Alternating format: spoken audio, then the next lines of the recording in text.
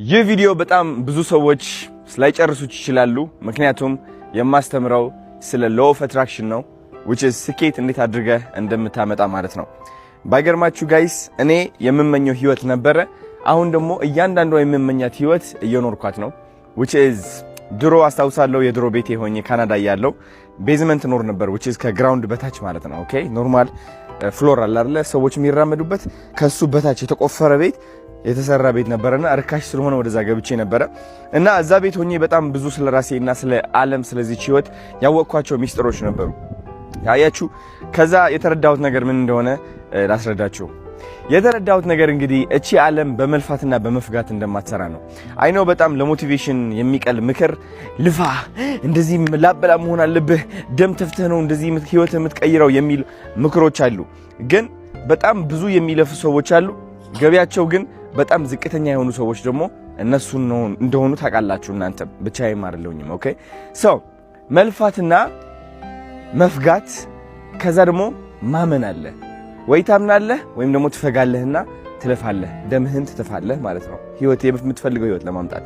እኔ እንግዲህ ከዚህ በፊት የተጠቀምኩት ታክቲክ ወይም ደግሞ የስኬት መንገድ መልፋት መፍጋትና ያለኝን ነገር አውጥቼ መስጠት ነው። እሱ ደግሞ እንዳልሆነ ተረዳሁኝ። ምክንያቱም ለፍቼ ምንም አይነት ለውጥ ላገኝ አልቻልኩኝም።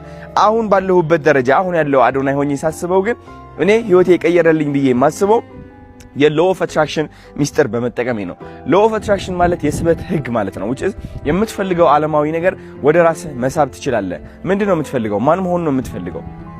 ምን አይነት ስኬት ነው የምትፈልገው? እነዚህ ነገሮችን ካወቅ አምነህ መራመድ ማለት ነው። ችግራችን እኛ ማመን አንችልም። ምክንያቱም አስተዳደጋችን ድሃ እንደሆን ይነግረናል። ታሪካችን የተበላሸ ነው። ብዙዎቻችን አመጣጣችን የማይጠቅም ነው። አንዳንዶቻችን ተተርበናል፣ አንዳንዶቻችን ተገፍትረናል፣ አንዳንዶቻችን ተተንቀናል። ከሰው በታች እንደሆን ተነግሮናል። ሰው እንዴት አድርገን አንደኛ እንደሆን እናምናለን? እንዴት አድርገን ሀብት እንደሚገባን እናምናለን? because አለማመናችን ነው ህይወታችን ተደጋጋሚ ድህነት ውስጥ እንዲቀጥል የሚያደርገው። አለማመናችን ነው ከሰው በታች ሆነን እንድንኖር የሚያደርገን። አለማመናችን ነው ዝቅተኛ ተከፋይ ሆነን እንድንቀጥል የሚያደርገን። እኔ ደግሞ ማመኔን ነው እዚህ ደረጃ ያደረሰኝ። because guys አዶናይን ብታቁት የድሮ አዶናይ ብታቁት በጣም የተበላሸ እምነት ያለው አዶናይ ነበረ። ኦኬ ከሰው በታች ነኝ ብሎ የሚያስብ አዶናይ ነበረ። የሚያምን አዶናይ ነበረ። ቆንጆ አይደለሁኝም፣ ሀብት አይገባኝም፣ አንደኛ መሆን አልችልም because እኔ ተማሪ ያለው ደረጃዬ 39 ከ40 እወጣ ነበረ። ስለዚህ ትምህርት ቤት ላይ ከ39 ከ40 ከወጣው that means ህይወት ላይም እንደዛው ሆኜ እቀጥላለሁ የሚል እምነት ነበረኝ። ስለዚህ እምነቴም እየኖርኩት ነበረ በየቀኑ ማለት ነው። እናንተም እምነታችሁ እየኖራችሁት እንደሆነ ማወቅ ይኖርባችኋል። እያንዳንዳችሁ ህይወታችሁ ላይ የሚያጋጥማችሁ ነገር እምነታችሁ እንደሆነ ማወቅ አለባችሁ። ኮፒ ፔስት። ሌላ ደግሞ ከlaw of attraction ወይም ከስበት ህግ የወጣ አንድ ሚስጥር ምንድነው? the law of mirror። ኦኬ አሁን እሱን ላስረዳችሁ ፈልጋለሁ። the mirror effect ምንድነው? ሚረር ማለት መስታወት ማለት ነው። መስታወታችን ማን ነው? መስታወታችን ይህ ዓለም ነው። የኛ ነጸብራቅ ነው ይህ ዓለም። ይህ የምታዩት ዓለም ከውጫቻችሁ ያለው ዓለም የናንተ ቤት፣ የናንተ መኪና፣ ያላችሁ አለባበስ፣ ያላችሁ ሰውነት አይምሯችሁ ውስጥ ነው የሚገኘው እንጂ እዚህ አይደለም የሚገኘው። እናንተ ደካማ የምትሆኑት ይህ ውጫዊው ዓለም ከኔ ውጪ ነው ብላችሁ ካሰባችሁ ይህ ዓለም እናንተን የመቆጣጠር አቅም ያገኛል። ግን ደግሞ አይናችሁ ስትጨፍኑ ይህ ዓለም እንደሚጠፋ ከተገነዘባችሁ that means ይህ ዓለም ከናንተ ውጭ ሳይሆን እናንተ ውስጥ ነው ያለው ማለት ነው። ይህ ማለት ደግሞ አይምሯችሁ ተጠቅማችሁ ይህ ዓለምን መሳል ትችላላችሁ፣ መስታወታችሁን መቀየር ትችላላችሁ ማለት ነው። አይናችሁ ስትጨፍኑ እኮ ማለት ነው ወይም ቶዮታ የማይሆነች ትንጥዬ ርካሽ የሆነች የተበላሸች መኪና እየነዳችሁ ማየት ትችላላችሁ፣ የማየት አቅሙም አላችሁ። ወይም ደግሞ ላምበርጊኒ እየነዳችሁ የማየት አቅሙም አላችሁ። ነገሩ የምርጫ ነው። ኦኬ መምረጥን ነው። እኔ ላምበርጊኒ መንዳት ነው የምፈልገው። ግን ችግሩ መምረጥ ብቻ ሳይሆን መጀመሪያ ማመን ይኖርብሃል። ለመምረጥ ይገባኛል ብለህ ማመን ይኖርብሃል። ላምበርጊኒ እነዳለሁ ብለህ ማለት ነው። ካላመንከው አይሆንልህም ነው። በቃ ቀላል ነው ሚስጥሩ። ኦኬ ሁሉም የዓለማዊ ስኬት የሚመጣው law of attraction ስንጠቀም ነው። law of universe ስንጠቀም ነው ማለት ነው which is በእግዚአብሔር ተገዢ ስንሆን ነው።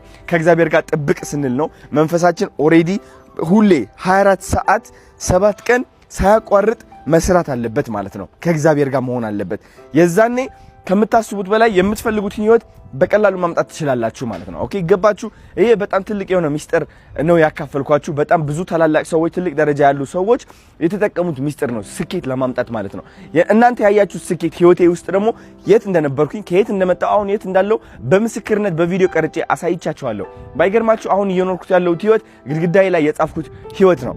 ኦኬ በጣም ብዙ ነገሮች። በቅርቡ ደግሞ አንድ ትልቅ ነገር ያጋጥመኛል ኦሬዲ በውስጤ እያመንኩትና እየተቀበልኩት ያለሁት ነገር ኦኬ ያ ነገር ደግሞ ጠብቁ እውን እንደሚሆን የዛኔ ምን ብያችሁ ነበር እላችኋለሁ በእርግጠኝነት ማለት ነው።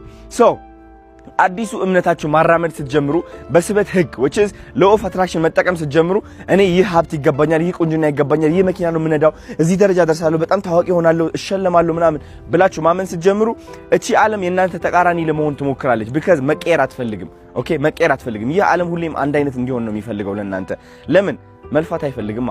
ይህ ዓለም ሳይሆን መልፋት የማይፈልገው አይምሯችሁ ነው መልፋት የማይፈልገው። ኦኬ መቀየር አይወድም አይምሯችሁ። ስለዚህ መቀየር ማለት ለአይምሯችሁ አደጋ እንደሆነ ማወቅ አለባችሁ። ምክንያቱም እድሜ ልክ ሉዘር ሆነ ተሸናፊ ሆነ ኖረ አሸናፊ ነኝ ብለህ ለማመን በጣም ትልቅ የሆነ እንትን ያስፈልጋል። በቃ ትልቅ የሆነ የአይምሮ ለውጥ ያስፈልጋል። አይምሮ ደግሞ አይወደውም። ይሄ በቃ መሸነፍ ነው ለአይምሮ ማለት መሸነፍ እንደተሸነፍክ ነው የሚሰማው። ለዛም ነው የለመዳችሁት ህይወት ጋር ስትመለሱ ምቾት የሚሰማችሁ ሰላም የሚሰማችሁ። ስለዚህ 21 ቀናት አትሊስት ለአንድ ወር ማለት ነው ከምቾት መውጣት አለባችሁ። ከምቾት መውጣት አለባችሁ ስላችሁ ሙቪ የምታዩት ፊልም አቋርጡ ምናምን እያልኳችሁ አይደለም። እምነታችሁ ዲሲፕሊን ሁኑ በአዲሱ እምነታችሁ ማለት ነው። ቆንጆ ነኝ የሚለው እምነታችሁ በየሰከንዱ አራምዱት፣ አትቀይሩት። ሌላ ቆንጆ ሰው ስታዩ አይ ቆንጆ እኮ ላልሆን ይችላል ብላችሁ መጠራጠርን አቁሙ። ሌላ አሸናፊ ሰው ስታዩ እኔ አሸናፊ አይደለሁኝም ብላችሁ መጠራጠር አቁሙ። እነዚህ መጠራጠሮች ናቸው እናንተ የማትፈልጉት ህይወት ላይ እንድትኖሩ የሚያደርጓችሁ ማለት ነው። ተረዳችሁ? እስኪ እንደዚህ አይነት ቪዲዮዎች እንድለቅላችሁ የምትፈልጉ ከሆነ ኮሜንት ላይ አንድ ብላችሁ ጻፉ። እወዳችኋለሁ።